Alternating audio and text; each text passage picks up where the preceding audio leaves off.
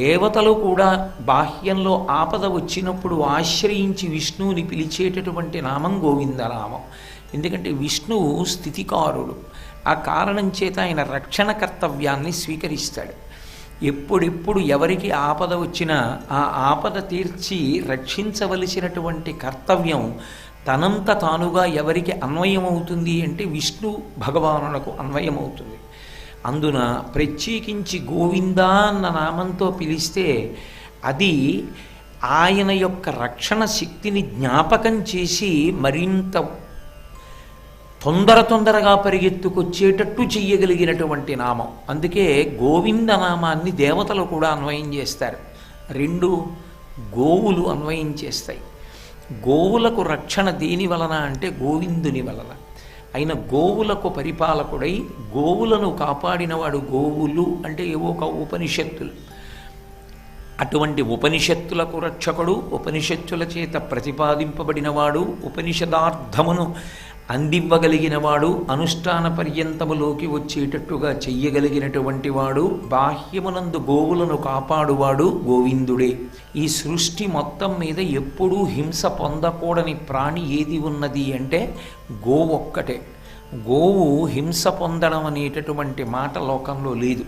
దాన్ని కొట్టడం కానీ దాన్ని బాధ పెట్టడం కానీ ఎట్టి కారణం చేత చేయకూడదు. అందుకే ఏదైనా ఒక మహాదోషం సంభవిస్తే దాన్ని దేంతో లెక్క పెడతారంటే గోమోదక దోషంతో లెక్క పెడతారు. అంటే ఒక ఆవుని కొట్టిన దోషం ఏదో ఆ దోషం వచ్చింది అంటారు. ఎప్పుడు చెప్తారంటే ఆ మాట ఏ ఆశ్రమానికి ఏది ప్రధాన కర్తవ్యమో ఆ కర్తవ్యాన్ని నిర్వహించడంలో ఆ ఆశ్రమమునందున్నటువంటి యజమాని విఫలుడైతే ఇటువంటి దోషాలు వేస్తారు.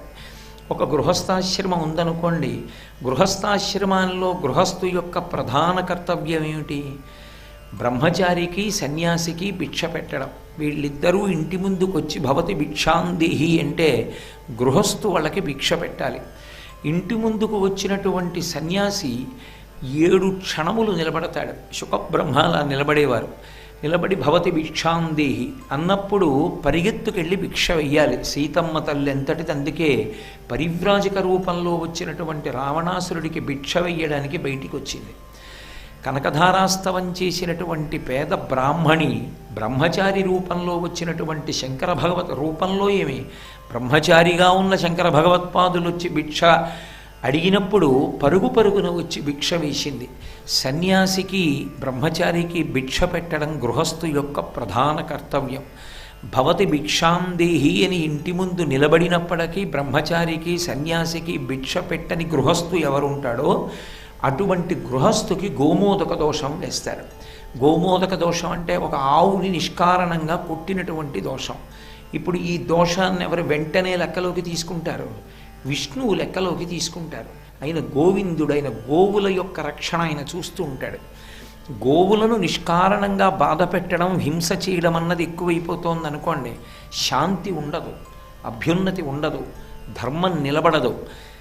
ఎవ్వరూ ధార్మికమైనటువంటి సుఖములను అనుభవించడానికి కావలసినటువంటి ప్రాతిపదిక నేపథ్యము ఏర్పడవు. దానికి విరుగుడు ఏమి అంటే గోవు యొక్క సేవయే. అవి సద్య ఫలితాలు. ఏదో వచ్చే జన్మల వరకు ఆగేవి కావు. ఉత్తర క్షణంలో ఫలితాలు ఇస్తాయి. వాటిని ఎప్పుడో కాదు ఇప్పుడే అనుభవింపచేసేస్తారు. అంతకాలం కూడా ఎదురు చూడరు. కాబట్టి గోవులకు రక్షకుడు ఎవడు అంటే గోవిందుడు.